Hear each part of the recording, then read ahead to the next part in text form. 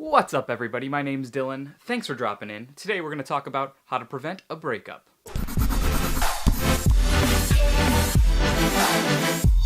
Let's get into it, talking about preventing a breakup. So, breakups are terrible, terrible in every way. In every sense of the word, they are awful and really difficult to get through. So, if you're thinking about preventing a breakup, you might be thinking you're doing the right thing because you want to avoid this awful, terrible thing.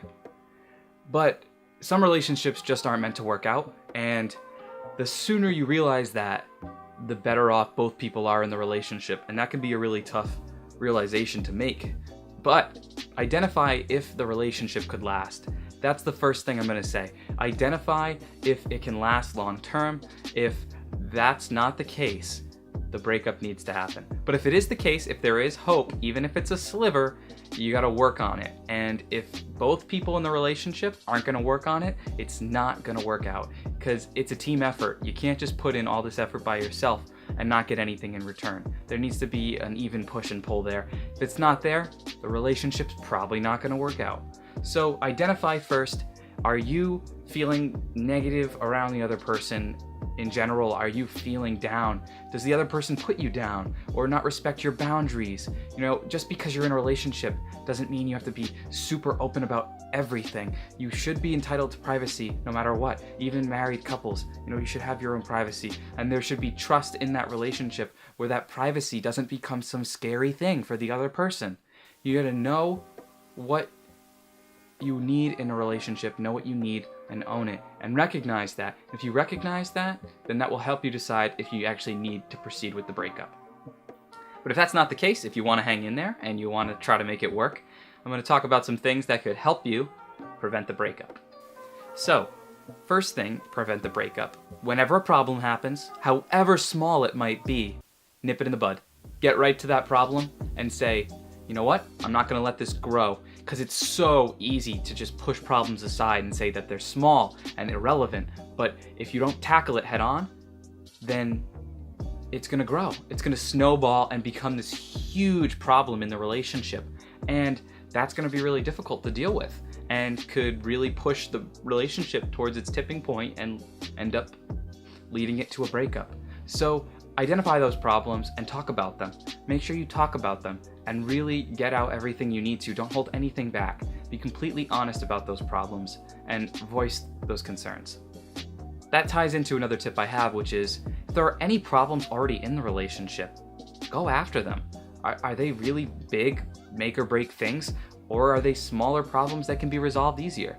Identify that and make sure to have that conversation with your partner about whether or not these problems can be taken care of, because a lot of times it's not going to be something that can be solved through conversation and compromise. A lot of times it's a personality trait, or it's just there's no chemistry, or there's no fire. There just might not be a connection. So you got to figure that out, and the sooner you do it, the better. But if there are already problems in the relationship, make sure you address those too. So a really good indicator that you should probably go for the breakup is if you're feeling better when you're alone than when you're with the other person. That's a really big one. And if you find that, you're really not thinking about the other person that much when you're not with them. You shouldn't be thinking about them all the time, but if you can brush them, aside and out of your mind for a while and just feel like you're happier without them in your life, then why are you with them? You gotta ask yourself that and figure out, do you really like how you're being treated? Another huge thing is respect boundaries. Everybody has their own space, respect it, and there needs to be a certain level of trust so that there's no crossing of boundaries and no manipulation and no, it can get really messy when one partner oversteps their boundaries. And if that's a trust issue, but you're doing everything you can to be open and honest, it's a sign that the relationship probably isn't going to work out. And I'm realizing that this video is becoming more of a when you should break up video than how to prevent a breakup. So I will try to keep it more on track. Privacy isn't being secretive and withholding information from your partner. Privacy is something that you're entitled to and that you need. Everybody deserves it. So if you're able to prevent a breakup by communicating, that's great. but don't go out of the way to do something extraordinary for the other person, especially if they don't appreciate it. And that comes back to, recognizing if you're putting more into the relationship than they are. Where's that effort level like for both of you? Is it close to the same, or is it really skewed? Because if it is skewed, then don't even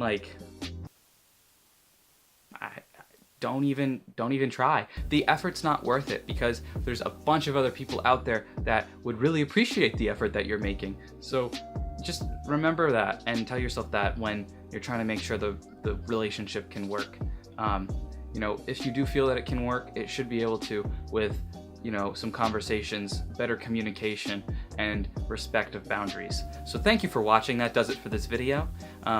Make sure to give it a thumbs up if you enjoyed it, and hit that subscribe button, because I'll be posting videos every Wednesday and Saturday, as I have been. So make sure to stay tuned, and as I said in the last video, thanks for 100 subs. And like I said, I'll be making some vlog content soon, so be on the lookout for that.